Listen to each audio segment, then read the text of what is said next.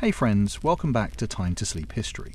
Tonight, we step into a medieval tavern, a place where ale was safer to drink than water, where strangers became companions over shared mugs, and where the search for warmth and connection played out in smoky, fire-lit rooms. As you listen, imagine you're the weary traveler, stepping out of the cold into a world of clinking cups and murmured stories. You're searching for something more than drink, you're searching for peace, familiarity, maybe even yourself. Before we begin, let me know in the comments what time it is where you're listening from. Grab something warm, let your shoulders drop, and prepare to push open that heavy wooden door. Chapter 1. The traveler's first step inside the heavy wooden door yields to your touch with a long, protesting creak that cuts through the noise inside. For a moment, conversations pause as you step across the threshold into air so thick and warm it feels like stepping into a living thing. 3 days of muddy roads have worked cold deep into your bones, and your worn boots send dull aches through your legs with each step. Wood smoke, barley yeast sweetness, and a hint of roast meat create a complex mixture that tells the story of this place without words. Beneath that, the honest scent of unwashed bodies pressed close together, not unpleasant but human in its reality. The aroma of cooked meat drifts from somewhere in the back, and you catch hints of herbs and spices that make your mouth water despite your exhaustion. This air carries the essence of life lived close together, of shared meals and shared stories. Your eyes, accustomed to the grey light of the overcast day, struggle to adjust to the golden dimness inside. Candles flicker on tables while the hearthfire provides most of the light, casting long shadows that seem to move and breathe with the conversations around them. Gradually, faces emerge from the gloom, some turning toward you with curiosity, others maintaining their focus on their companions. The limited visibility creates an intimacy that feels both welcoming and mysterious, as if you stepped into a secret world that exists parallel to the harsh reality outside. The voices rise and fall in a rhythm that feels almost musical, conversations weaving together in languages and dialects that sound familiar yet foreign. You catch fragments of words you recognize, mixed with others that belong to regions you've never visited. The sound of wooden bowls clacking against tables punctuates the talk, along with the soft thud of clay mugs being set down with satisfaction. Laughter erupts from a corner table, warm and genuine, followed by the murmur of someone telling a story that draws listeners closer. The cacophony should be overwhelming, but instead it feels alive, human, real. The warmth draws you forward like a physical force, your cold stiffened muscles beginning to relax for the first time in days. But as you take your first steps into this world, hesitation creeps in. Eyes follow your movement, some friendly, others measuring you with the careful assessment that comes from living in uncertain times. You're a stranger here, and strangers can mean opportunity or danger. Your appearance tells a story about your journey, your social standing, your intentions, and these people read such signs as easily as you might read words on a page. The seating arrangements become clear as your vision adjusts further. Long wooden tables stretch across the room, surrounded by benches and stools that encourage people to sit close together. There's no privacy here, no individual spaces that belong to one person alone. The design forces interaction, creates community whether people want it or not. You scan the room, looking for an empty spot, feeling the weight of dozens of gazes upon you.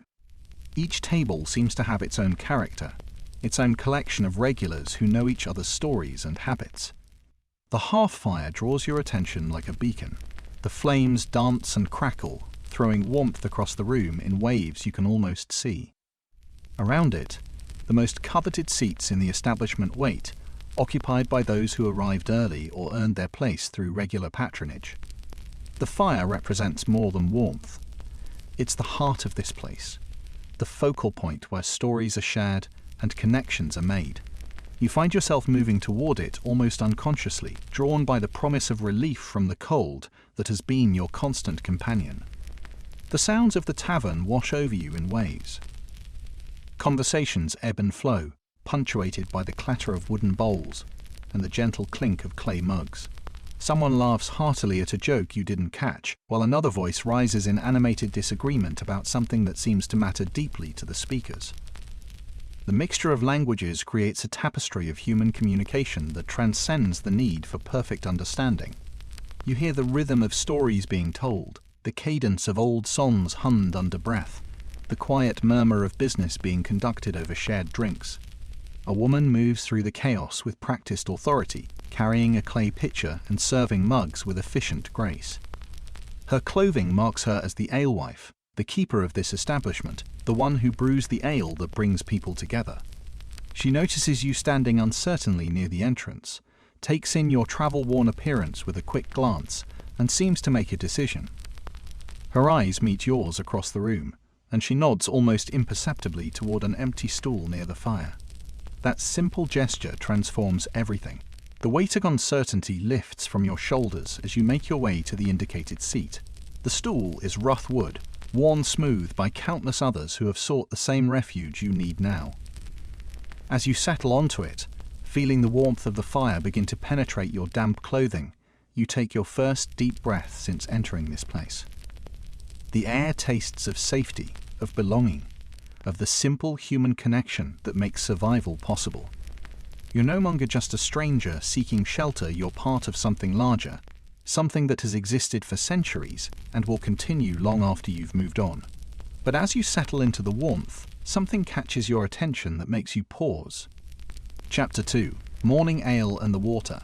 Nobody drinks. The child at the nearest table holds a clay mug merely as large as her head, drinking with the casual familiarity of someone who has done this countless times before. She cannot be older than 10, yet her movements lack the careful coordination of someone managing intoxication. Her eyes remain clear and focused, her speech unslurred as she chatters to her companion. Around the room, toddlers barely able to walk steady themselves against their mother's knees while reaching for shared mugs. Grandparents with weathered faces sip alongside teenagers who haven't yet lost the roundness of childhood. The entire spectrum of human life participates in this ritual that seems both foreign and strangely natural. This practice stems from a reality far more complex than simple preference. While many towns regulated their water sources and villages enjoyed clean springs, the brewing process offered advantages that water could not. Boiling during the initial stages of brewing killed harmful bacteria. The fermentation that followed created an environment where dangerous microorganisms could not survive. The result was a beverage that provided not just safety but nourishment, containing calories and nutrients that sustained people through long days of physical labor. Small ale, the variety consumed by children and served throughout the day, contained approximately 1% alcohol by volume according to historical records. This minimal alcohol content meant it wouldn't produce any noticeable effects, but the caloric benefits remained significant. The brewing process created a drink that quenched thirst while providing energy that water alone could never offer. Mothers nursed their babies while drinking small ale, confident that the beverage posed no threat to their children's health. Workers began their day with what they called breakfast brew, a slightly stronger version that provided both hydration and the energy needed for demanding physical labor. The woman sitting across from you exemplifies this daily rhythm. Her weathered hands suggest years of hard work, possibly in the fields or in some skilled craft. She drinks steadily but without urgency, pausing between sips to tear pieces from a dark bread loaf. Her mug contains the same breakfast brew consumed by the men heading out to work in the fields, the same liquid that will sustain them through hours of back-breaking labor. For her, as for everyone in this room, ale represents far more than a beverage choice. It's a fundamental component of survival, as essential as shelter or clothing.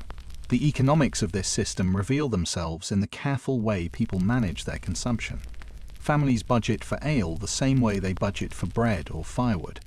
The brewing process requires grain, time, and skill, making ale valuable enough not to waste but common enough to consume daily.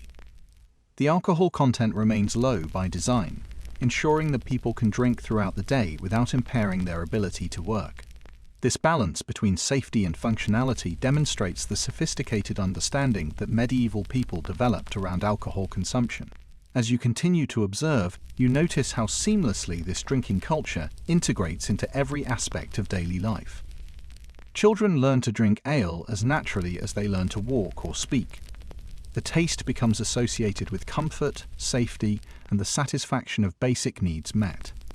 Workers carry ales to the fields in leather containers, sipping throughout the day to maintain their energy and hydration.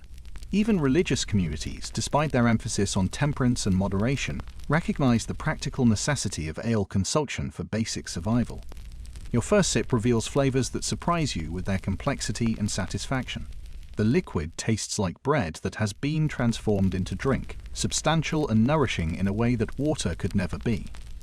The warmth spreads through your chest, not from alcohol, but from the simple comfort of consuming something that your body recognizes as food. The slight sweetness balances the earthy grain flavors, creating a taste that feels both familiar and ancient. This isn't just hydration, it's sustenance in liquid form, designed to fuel the human body through the demands of medieval life. The gentle hum of conversation continues around you as people share this daily ritual.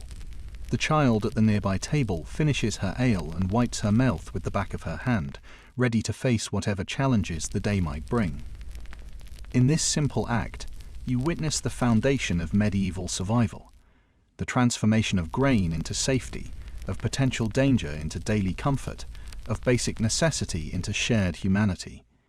Through the haze of wood smoke and conversation, your attention begins to settle on the figure who moves through this chaotic world with quiet authority, managing the flow of mugs and the rhythm of service with movements that speak of decades spent mastering her craft. Chapter 3. The Alelife's Secret Kingdom. She moves through this space with the quiet authority of someone who has built her own kingdom from grain and water. Every person in this tavern shows her a subtle deference that goes beyond mere politeness. When she approaches tables, conversations pause slightly. When she speaks, people listen with the attention reserved for someone whose words carry weight. This is her domain, and she rules it with knowledge that could mean the difference between life and death for everyone who drinks her ale. The reality of her position carries dangers that most customers never consider. She operates without official permission, brewing and selling in a legal grey area that could collapse around her at any moment. Local authorities possess the power to fine her, confiscate her equipment, or impose punishments that could destroy not just her business, but her reputation. Her widowed status makes her particularly vulnerable, lacking the legal protections that marriage might provide. She knows that Agnes Postel was fined for bad ale, and Alice de Belsize faced penalties for sending ale of no strength. These aren't distant warnings, but immediate reminders of what happens when the delicate balance between tolerance and enforcement shifts against women like her. The knowledge she possesses came through generations of women who whispered brewing secrets like mothers share lullabies. Her grandmother taught her to read the subtle signs in fermenting grain, how to detect the moment when wild yeasts transform malted barley into something that could sustain life or cause illness. Her mother showed her the careful balance between heat and time, the precise temperature needed to extract sweetness without destroying the delicate compounds that make ale nourishing. Each family's recipe represents a closely guarded inheritance, passed down through bloodlines that understood survival depended on the ability to transform simple ingredients into liquid safety. She approaches the brewing pot with movements that mirror a master chef tasting a delicate sauce. Her experienced palate can detect subtle variations in flavor that would escape less trained senses. She knows when the grain has released its sugars properly, when the fermentation has reached the perfect balance between safety and taste. A small wooden spoon carries samples to her lips, and her expression reveals the complex calculations happening behind her eyes. Too weak, and the ale won't provide the nourishment people need. Too strong, and it becomes dangerous for the children and workers who depend on it throughout the day. The cucking stool represents the most humiliating punishment she might face, a form of public shaming designed specifically for women who fail to meet community standards. The Regium Majestatum stated that anyone who made evil ale could face this humiliation, but the reality targeted women almost exclusively. Men rarely faced such gendered punishment, despite occasionally participating in brewing activities. The physical demands of her work compound these risks, as brewing in commercial quantities requires strength, endurance, and the ability to manage dangerous equipment. She lifts heavy containers, tends fires that could easily spread, and works with fermenting substances that can explode if handled improperly. Her customers depend on her for far more than the ale she serves. She functions as the community's unofficial information center, gathering news from travelers and sharing it with locals who might otherwise remain isolated from broader events.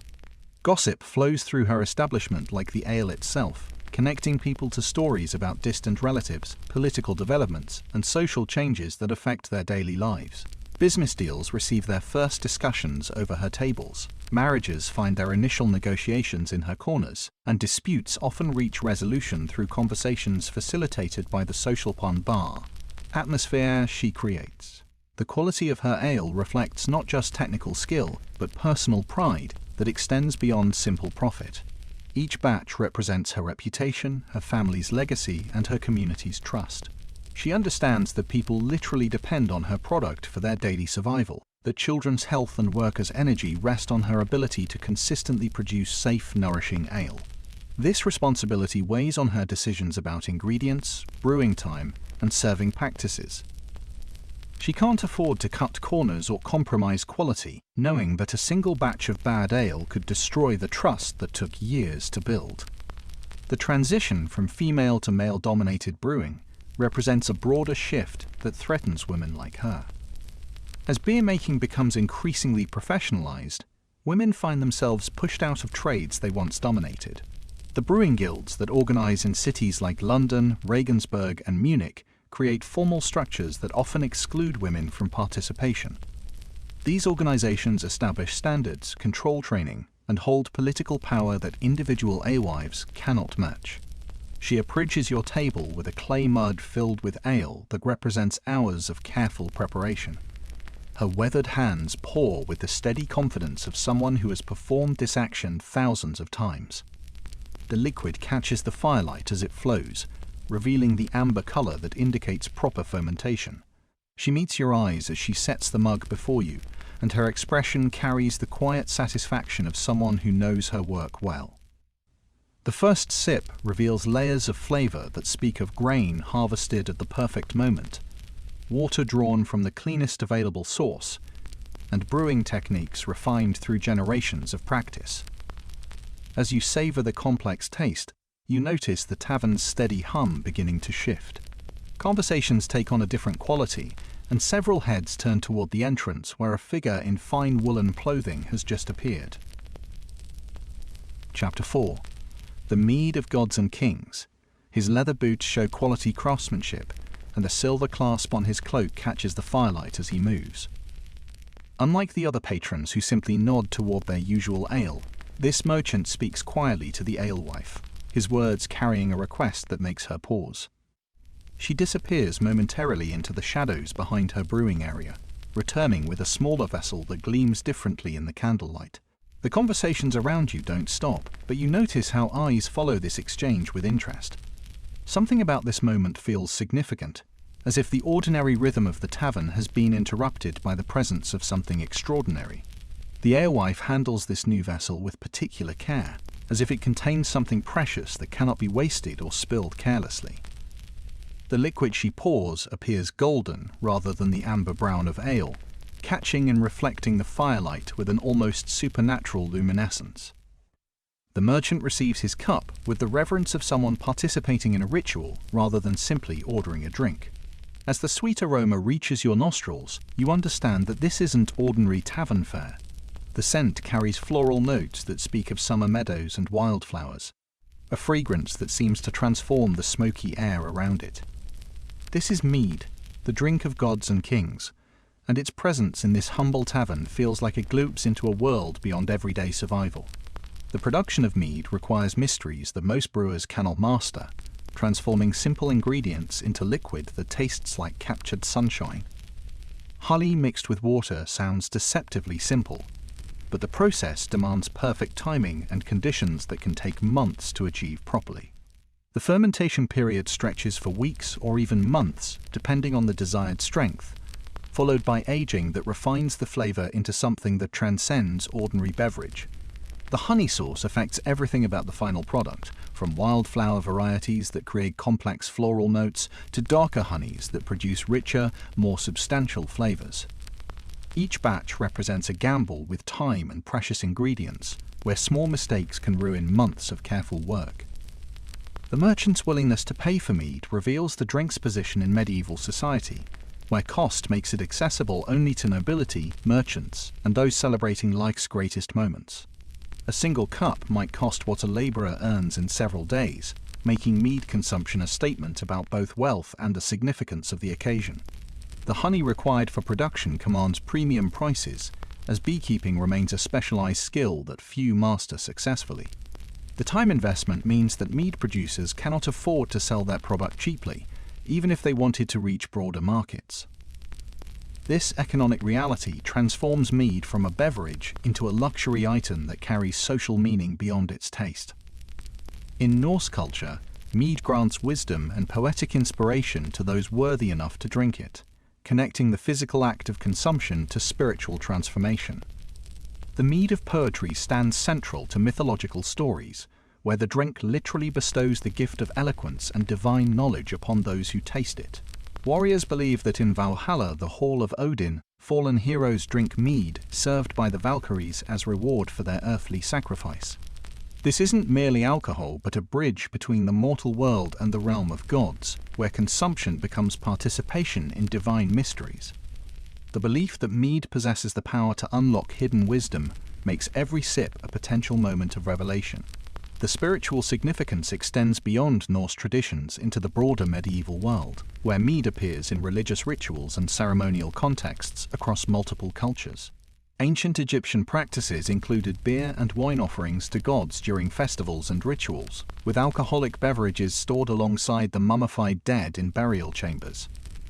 Sumerian and Babylonian cultures similarly used alcohol as offerings to gods and the deceased, recognizing the drink's power to connect the living with spiritual realms. This pattern of sacred consumption suggests that medieval people understood mead as more than refreshment, viewing it as a substance capable of facilitating communication with forces beyond ordinary human experience. The merchant raises his cup with deliberate ceremony, acknowledging the significance of what he's about to consume. His first sip happens slowly, allowing the liquid to rest on his tongue before swallowing. The expression that crosses his face speaks of satisfaction that goes beyond mere taste, as if the mead has delivered something his soul needed. Around the tavern, other patrons watch this ritual with a mixture of curiosity and respect, understanding that they're witnessing something special. The merchant's obvious enjoyment creates an atmosphere of shared appreciation for the ancient traditions that make such moments possible. The alewife approaches your table with a small cup containing perhaps 2 swallows of the golden liquid. Her gesture speaks of generosity tempered by the practical reality that mead represents significant expense. She places the cup before you with a slight smile, as if sharing a secret that connects you to the merchant's privileged experience. The liquid catches the firelight as you lift the cup, creating small prisms of color that dance across the surface. The aroma intensifies as you bring it closer to your lips, filling your senses with the concentrated essence of flowers and sunshine. Your first taste reveals layers of complexity that surprise your palate with their depth and sophistication. The sweetness isn't cloying but balanced, carrying floral notes that seem to bloom in your mouth before giving way to subtle hints of fermentation that add character without overwhelming the honey's natural flavor. The liquid feels substantial rather than thin, coating your tongue with flavors that continue to develop long after swallowing. Each sip reveals new dimensions, from the initial sweetness through the complex middle notes to the warm finish that spreads through your chest like captured sunshine. As the mead's warmth spreads through your body, you understand why ancient warriors believed this drink flowed in Valhalla, why poets claimed it unlocked divine inspiration, and why ordinary people saved their precious coins to taste liquid that carried the essence of paradise. In this moment, the boundary between the mundane and the sacred dissolves, and you glimpse the world where every cup holds the possibility of transformation. But as you savor these final drops, your attention shifts to the far corner of the tavern, where shadows gather deepest and something else entirely commands a different kind of reverence. Chapter 5. Wine for the wealthy and the blessed.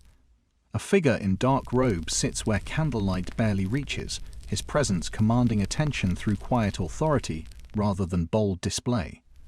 The goblet before him gleams with polished metal that catches firelight and throws it back in warm golden reflections. Unlike the clay mugs and rough vessels filling other hands, this container speaks of privilege and position. The liquid within appears dark as blood, rich and mysterious in ways that ale could never match. As he raises the goblet to his lips, his entire bearing shifts, as if drinking wine transforms him from a man seeking refreshment into someone participating in sacred ritual. The appearance of wine in this humble establishment speaks to social hierarchies that govern every aspect of medieval life. The priest's access to this precious liquid stems not from personal wealth, but from his position within the church, an institution that controls the finest vineyards across the known world. Monasteries have claimed the best grape-growing land for centuries, transforming religious devotion into agricultural expertise that produces vintages worthy of royal tables. These monastic communities serve dual purposes, brewing wine not only for their own consumption but also for sale, generating income that supports their religious activities while maintaining their monopoly on quality production.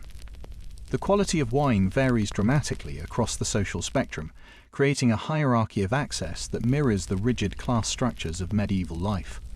The finest vintages, aged in monastery cellars and crafted with techniques passed down through generations of religious brothers, reach only the tables of nobility and high clergy.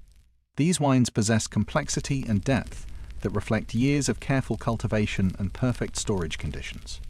Below these premium offerings lies a vast range of lesser wines, from adequate varieties that satisfy merchant-class tables to sour dregs that barely qualify as wine at all.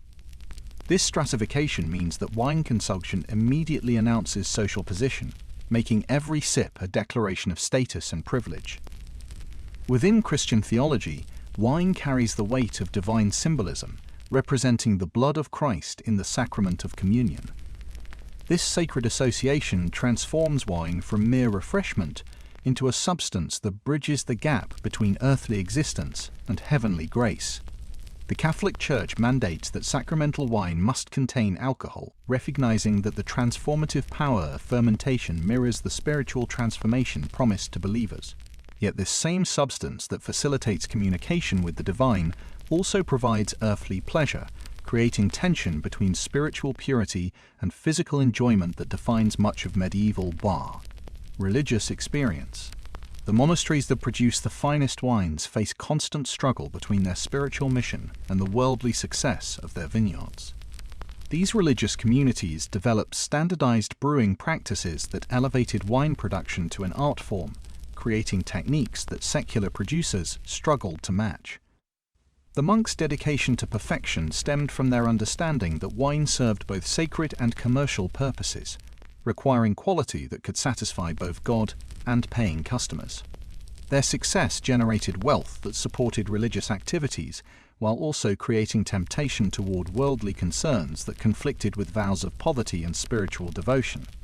The merchant class demonstrates their wealth through access to spiced wines like Hippocras, which incorporate expensive imported ingredients that transform ordinary wine into liquid luxury.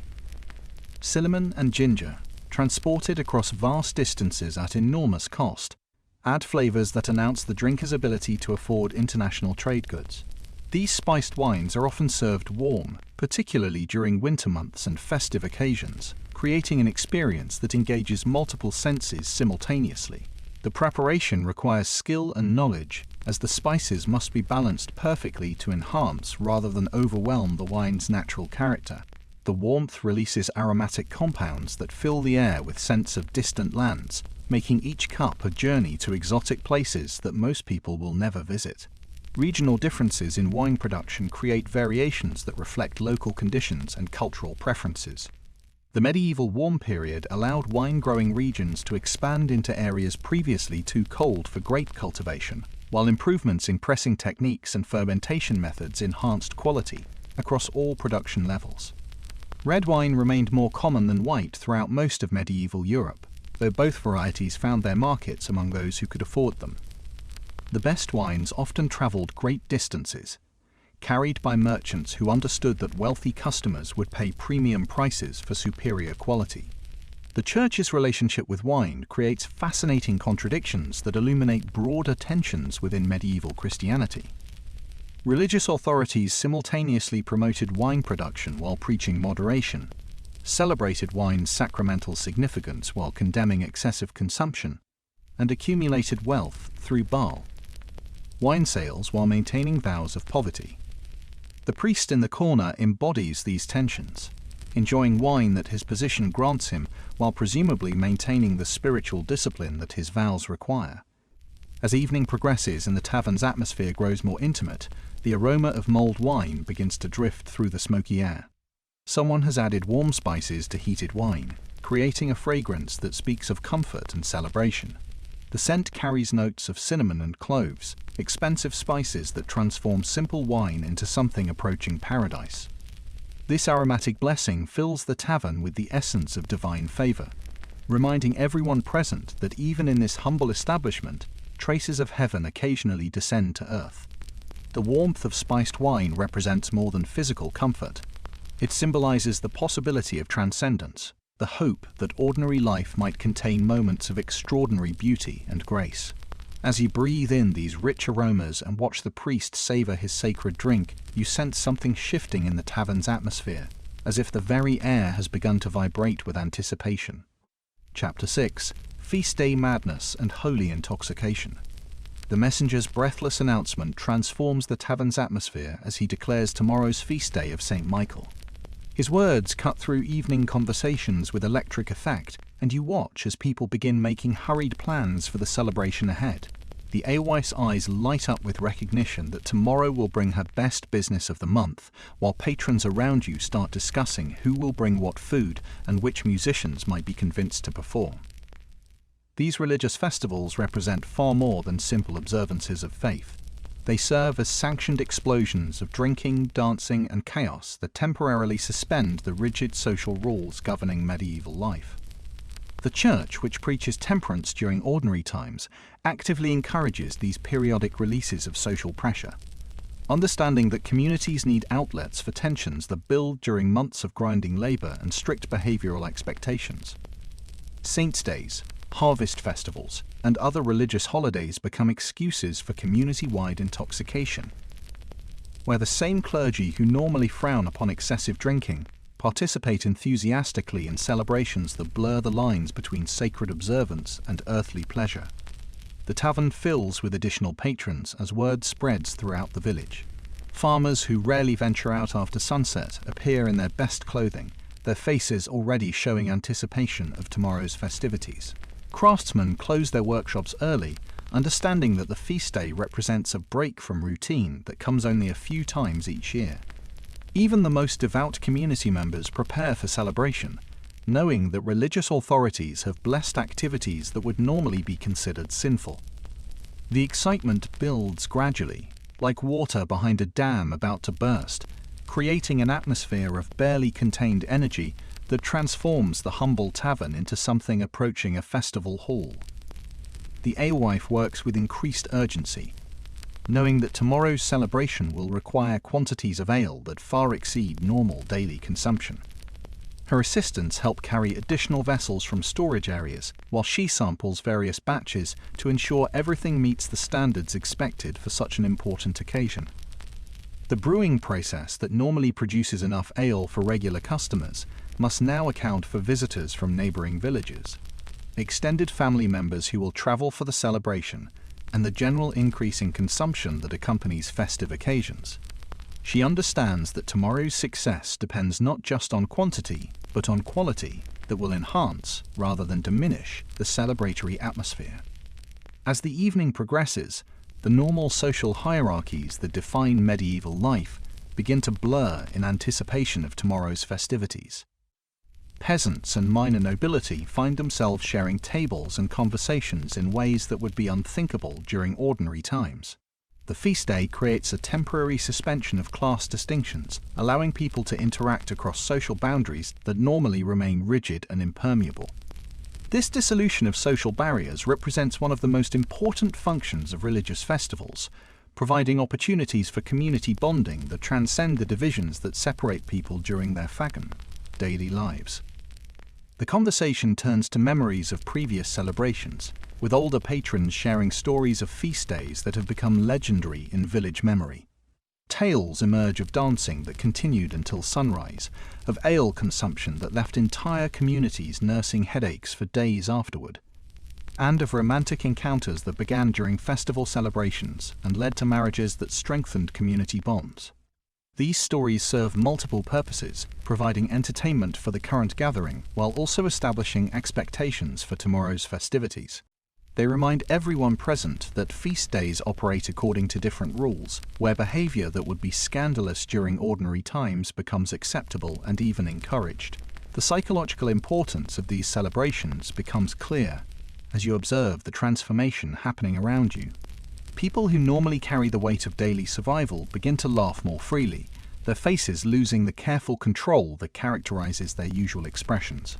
The anticipation of temporary release from social constraints creates a lightness that spreads through the tavern like a contagious disease. Workers who spend most of their time focused on the practical demands of survival allow themselves to imagine a day devoted entirely to pleasure and community connection.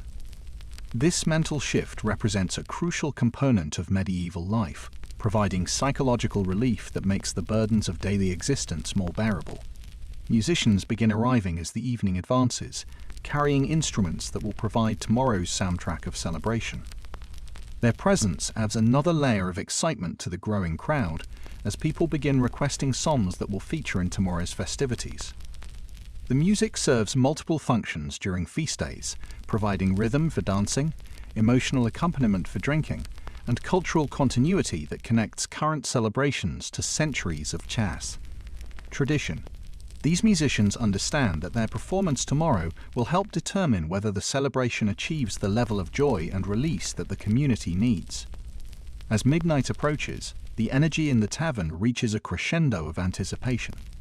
People begin forming the informal groups that will celebrate together tomorrow, making plans for meeting places and shared activities. The excitement has become infectious, spreading from person to person until the entire establishment pulses with collective anticipation of communal celebration. You find yourself drawn into conversations with strangers who welcome you as a temporary member of their community, understanding that feast days create bonds that transcend normal social boundaries. In this atmosphere of growing celebration, your attention gradually shifts toward the tavern's furthest corner, where shadows gather thick and something else entirely commands a different kind of respect. Chapter 7. The Drinking Horns. Ancient Power. A weathered warrior sits alone, his hands cradling something that catches the firelight differently than the clay mugs and wooden cups surrounding him. The vessel appears carved from a single piece of horn, its surface polished to a deep amber glow that seems to hold the warmth of the flames within its curved walls. Intricate patterns spiral around its length, etched by skilled hands that understood this object would outlive its creator. The other patrons glance toward him with expressions that mix curiosity and deference, as if recognizing that his drinking vessel represents something far more significant than simple refreshment. The horn's presence transforms the ordinary act of drinking into something approaching ritual. Unlike the practical clay mugs that can be set down at will, this vessel demands commitment from its user. Its pointed base means that once lifted, the contents must be consumed entirely, creating a moment of ceremony around what others treat as casual consumption. The warrior handles it with practiced ease, his movements revealing years of experience with this ancient drinking tradition. His fingers trace the carved patterns unconsciously, following grooves worn smooth by countless hands before his own. The craftsmanship required to create such a vessel elevates it far beyond mere function into the realm of art. The horn began as raw material taken from cattle, carefully selected for size and quality, then subjected to months of patient work. Skilled artisans cleaned and shaped it, removing impurities while preserving the natural strength that makes horn superior to other materials. The polishing process alone required weeks of gradual refinement, using increasingly fine abrasives until the surface achieved the lustrous finish that now reflects the tavern's flickering candlelight. Metal bands encircle the rim and tip, not just for decoration, but to prevent cracking and extend a vessel's lifespan across generations. In Germanic and Norse cultures, drinking from a horn connects the user to gods and legendary heroes whose deeds echo through the halls of memory. The mead of poetry, that mythical beverage which bestowed wisdom and eloquence upon those worthy to receive it, was consumed from horns like this one. Warriors believed that in Valhalla, the great hall of Odin, fallen heroes received mead served by Valkyries in vessels identical to the one before you now. This connection between earthly drinking and divine reward transforms every sip into a communion with forces beyond mortal understanding. The oath of the boar, one of the most sacred ceremonies in Norse tradition, required participants to swear their most binding promises over the contents of a ceremonial drinking horn.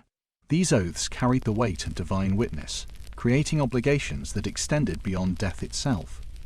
The horn's role in such ceremonies elevated it from drinking vessel to sacred implement, capable of sealing agreements that would shape the course of kingdoms. Warriors who drank from horns during such rituals understood that they were participating in traditions that stretched back to the earliest days of their people. The archaeological evidence found at sites like Sutton reveals the importance of drinking horns in aristocratic culture, where they appeared alongside the finest weapons and jewelry in burial chambers of kings and nobles. These discoveries demonstrate that drinking horns were considered essential equipment for the afterlife, as important as swords or armor for the journey beyond death. The craftsmanship evident in these ancient examples shows that medieval artisans understood they were creating objects that would represent their culture long after their own deaths. The physical requirements of drinking from a horn mark the user as someone of status and experience. The curved shape and pointed base create unique challenges that distinguish novices from those familiar with ancient customs. Watching the warrior drink reveals the skill required to manage the vessel properly, tilting it at precisely the right angle to control the flow while maintaining the dignity expected of someone carrying such a significant object. His movements speak of years and mastering these techniques, learning to drink with grace while standing, sitting, or moving through the complex ceremonies that marked important occasions. The rituals surrounding horn use strengthen community bonds through shared participation in ancient traditions. The act of toasting, where people raised their horns in salute to gods, ancestors, or living companions, created moments of collective identity that transcended individual differences. These ceremonies reminded participants that they belonged to something larger than themselves, connecting them to cultural values that had sustained their people through centuries of change and challenge. The horn's role in drinking contests added elements of courage and camaraderie, turning consumption into tests of character that revealed personal strength and social compatibility. As the evening deepens and conversations grow more intimate, the warrior notices your attention. His eyes meet yours across the smoky tavern, and he raises his horn in a gesture that speaks of respect and recognition. The movement carries the weight of countless similar salutes shared between warriors across generations, a greeting that acknowledges common humanity while honoring the traditions that shaped both your cultures. In this moment, the ancient ritual connects you to the deep roots of European drinking culture, creating a bridge across centuries that transformed strangers into temporary kinsmen. But as you return his salute with your own clay mug, your attention shifts toward another corner of the tavern, where voices carry a different energy entirely. Chapter 8. Games, gambling, and growing tensions. The gentle murmur of tavern conversation carries undertones of excitement from a corner table where leather dice tumble across scarred wood with the soft clicking sounds that have drawn crowds for centuries. Three men huddle around the small playing surface, their faces illuminated by candlelight as they watch the ivory cubes settle into patterns that will determine their fortunes. The games began innocently enough, with copper coins glinting in small piles beside clay mugs of ale. Each player contributed a modest stake, the kind of wager that represents pocket money rather than serious risk. Their laughter punctuates the rolling dice, and their voices carry the easy camaraderie of people sharing simple entertainment after long days of labor. As the evening progresses and ale flows more freely, the character of the gaming corner begins to shift in ways that seem gradual but carry dangerous momentum. The initial copper coins have given way to silver pieces that catch the firelight with greater intensity, reflecting not just increased value but escalating emotional investment. The players' movements become more deliberate, their laughter less frequent and more forced. Each roll now carries weight that extends beyond simple entertainment into territory where losing means genuine hardship. The casual banter that marked earlier rounds has evolved into focused concentration, with players studying each other's faces for signs of weakness or deception. The dice themselves become objects of intense scrutiny as suspicion creeps into the gaming circle like smoke from a poorly tended fire. Players examine the ivory cubes before each throw, turning them over in their hands with movements that suggest growing distrust. The natural imperfections in handcrafted dice create opportunities for accusations that hover just beneath the surface of seemingly innocent gameplay. Each unusual roll generates exchanged glances and muttered comments that build tension without direct confrontation. The alcohol that initially lubricated social interaction now amplifies every perceived slight, turning minor irregularities into major provocations. The alewife watches the gaming corner with increasing anxiety, her experienced eye recognizing the warning signs that precede violence. She has witnessed too many similar scenes to ignore the dangerous energy building around that table. Her livelihood depends on maintaining an atmosphere where people feel safe to drink, socialize, and spend money, but fights can destroy that carefully cultivated environment in minutes. Property damage from tavern brawls comes directly from her profits, while injuries to customers can result in legal troubles that threaten her business license. She moves through the tavern with studied casualness, positioning herself where she can intervene quickly if necessary, while avoiding actions that might provoke the confrontation she hopes to prevent. The card games at adjacent tables add another layer of complexity to the charged atmosphere, as players shift between different forms of gambling throughout the evening. The marked cards that some players carry represent sophisticated cheating methods that require skill to detect and courage to challenge. Unlike dice, which can be examined between throws, cards move too quickly for casual inspection, creating opportunities for deception that skilled cheaters exploit ruthlessly. The stakes in card games can escalate even more rapidly than dice, as players double down on hands they believe offer certain victory. The psychological pressure of maintaining poker faces while consuming alcohol creates additional strain that pushes people toward emotional breaking points. The cultural context of medieval honor makes backing down from accusations virtually impossible, transforming gambling disputes into tests of personal courage and social standing. Men who allow themselves to be called cheaters without violent response face social ostracism that can destroy their reputations permanently.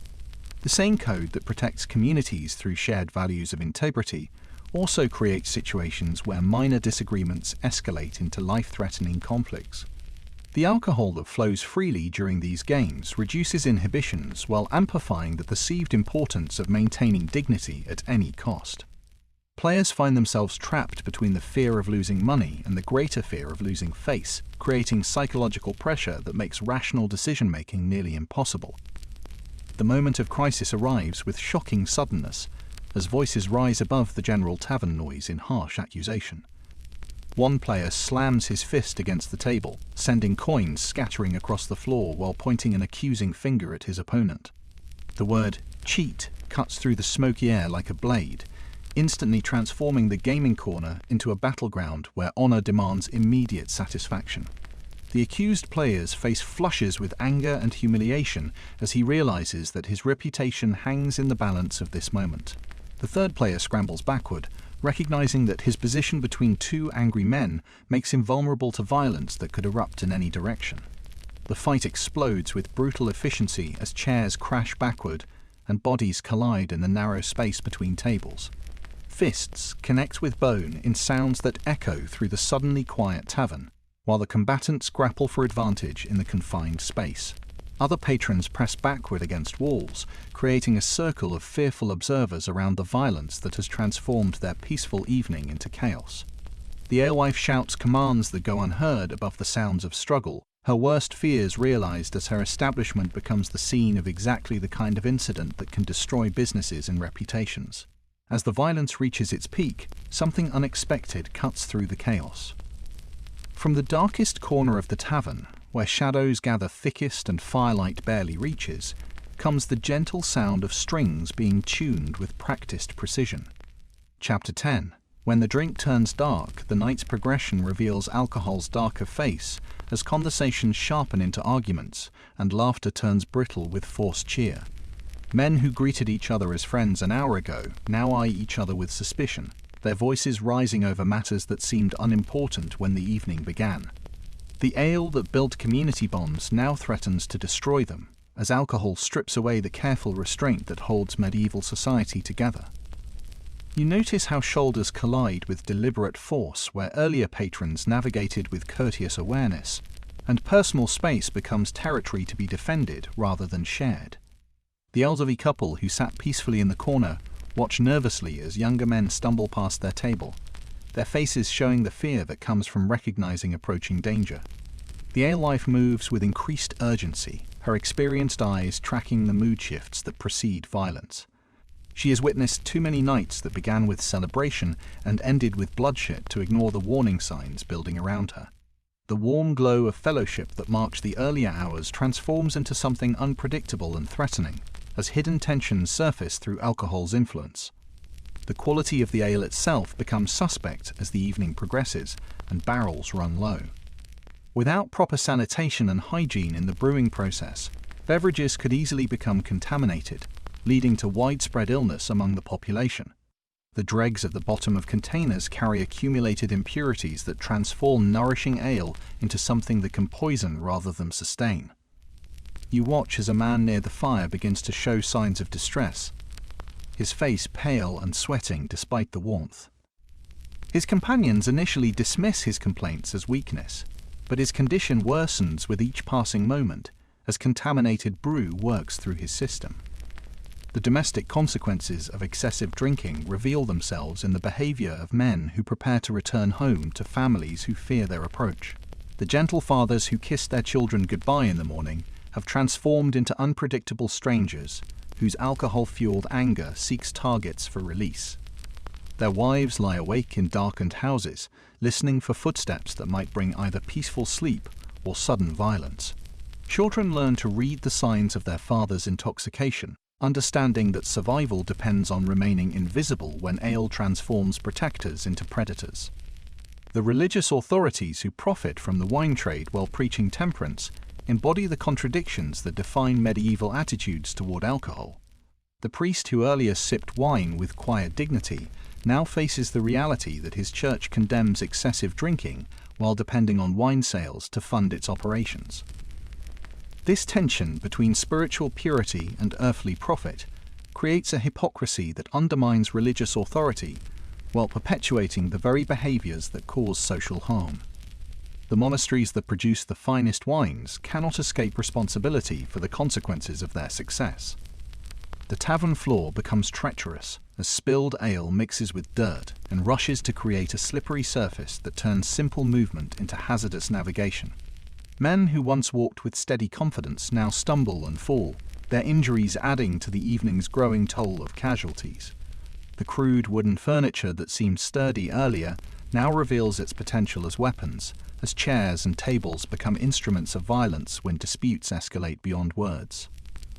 The candlelight that provided romantic ambience now illuminates scenes of degradation and suffering that transform the tavern from sanctuary into battlefield. The games that earlier provided harmless entertainment now serve as flashpoints for conflicts that explode without warning. Accusations of cheating carry deadly weight when honor must be defended through violence, and the ale that loosened tongues now fuels confrontations that end in bloodshed. The dice that clicked cheerfully across wooden tables now rest forgotten in puddles of spilled drink and scattered coins, their ivory surfaces stained with drops of blood that tell stories of friendship destroyed by greed and dapper. Alcohol. The troubadour, who earlier enchanted audiences with tales of love and heroism, now faces a crowd whose appreciation has curdled into aggression. His songs that once brought tears of joy now provoke anger from listeners who hear criticism in every verse and insult in every melody. The instrument that connected him to divine inspiration becomes a target for violence, as intoxicated patrons view his artistry as pretension that deserves punishment rather than praise. His survival depends on reading the room's dangerous mood and escaping before appreciation transforms into assault. The man near the fire who showed early signs of illness now convulses violently as the contaminated ale wreaks havoc on his system. His body jerks with spasms that speak of poison working through his bloodstream, while foam gathers at the corners of his mouth. The companions who dismissed his earlier complaints now watch in horror as their friend battles for his life against an enemy they cannot see or fight. Two men grab his arms and drag his convulsing body toward the door, hoping that fresh air might provide relief that the tavern's smoky atmosphere cannot offer. This sobering moment reveals that medieval drinking culture carried deadly risks alongside its social benefits. The same ale that sustained communities through dangerous times also destroyed lives through contamination, excess, and the violence that alcohol unleashed in people whose daily struggles left them vulnerable to any substance that promised temporary escape. The dual nature of alcohol in medieval society created constant tension between the benefits of community gathering and the dangers of chemical substances that medieval people understood poorly, depended upon completely. As the chaos gradually subsides and the most troublesome patrons either leave or collapse into unconsciousness, the tavern begins to settle into something quieter, more contemplative. Chapter 11: The Quiet Ritual of Evening's End. The remaining patrons move with the slow deliberation of people who understand that the day's end approaches.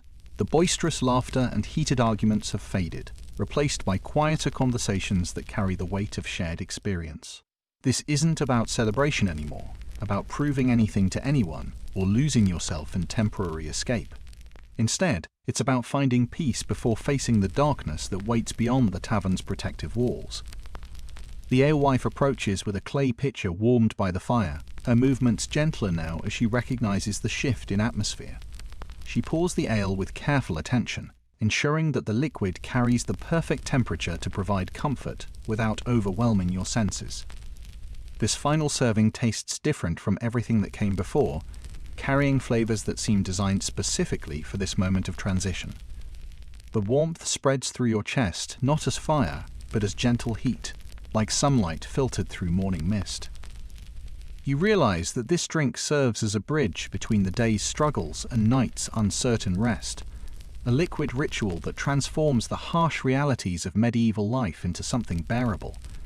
The remaining patrons share a quiet communion that transcends the need for conversation. The farmer who worried about his crops throughout the day now sits with shoulders relaxed, his weathered hands wrapped around a mug that provides both physical warmth and emotional comfort. The craftsman who spent hours bent over his work allows his back to settle into the wooden chair, feeling the tension dissolve as the ale works its gentle magic. The merchant who counted coins and calculated profits now focuses only on the simple pleasure of liquid warmth sliding down his throat. These people, bonded by survival and shared humanity, understand that this moment belongs to peace rather than productivity. Your final drink tastes different from every cup that preceded it throughout the evening. Earlier, the ale carried the excitement of possibility, the energy of social connection, the rush of temporary escape from daily concerns. Now, the same liquid offers something deeper and more necessary: acceptance and gentle release. The flavors seem richer, more complex, as if the brewing process designed this particular batch specifically for moments like this. The sweetness balances perfectly with the earthy grain notes, creating a taste that speaks to something ancient in your soul. This isn't intoxication, but comfort, not escape, but embrace of the reality that surrounds you. The liquid warmth spreads through your body with deliberate slowness, reaching places that daylight concerns never touch.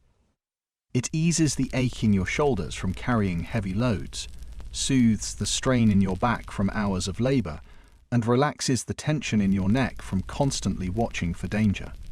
The warmth penetrates deeper than muscle and bone, reaching the emotional exhaustion that comes from surviving in a world where tomorrow brings no guarantees. You feel the day's worries begin to dissolve, not disappearing entirely, but becoming manageable, less urgent, transformed into concerns that sleep might actually resolve.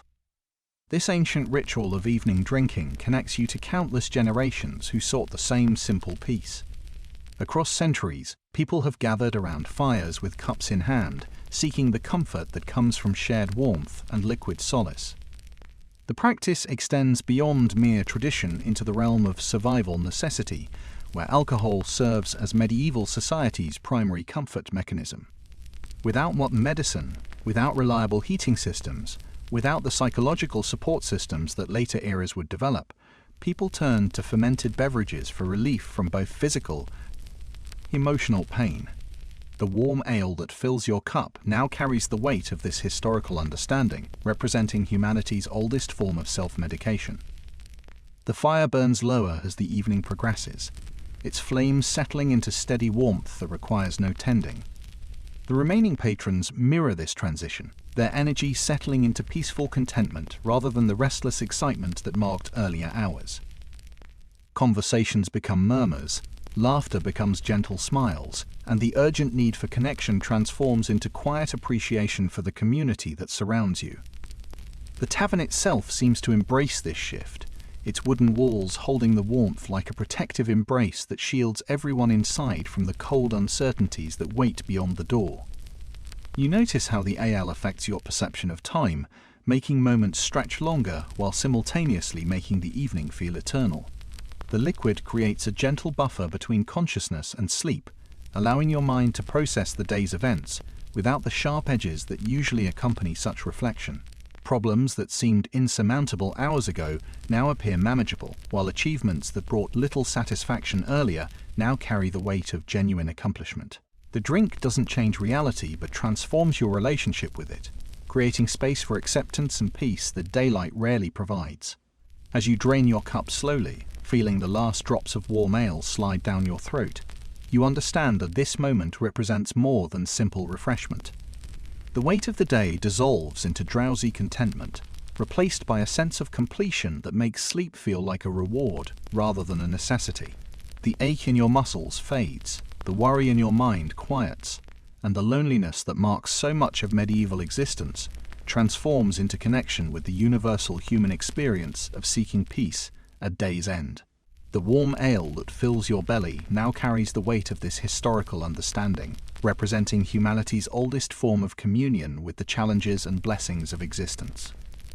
In this quiet moment, you feel the gentle pull of sleep beginning to claim you, carrying with it the echoes of all who have shared this same ritual across the centuries.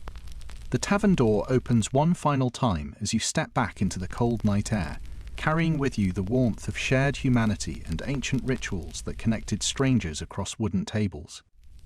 Tonight, let these echoes of medieval community follow you into sleep, the flicker of candlelight on clay mugs, the comfort of simple pleasures, and the timeless ritual of finding peace at day's end. Close your eyes and remember that across 8 centuries, the longing for connection and gentle release remains beautifully, eternally human. Those murmured conversations, the weight of warm ale in your hands, and the sanctuary of firelit spaces connect you to countless others who sought the same refuge from life's hardships. Sweet dreams, fellow travelers through time.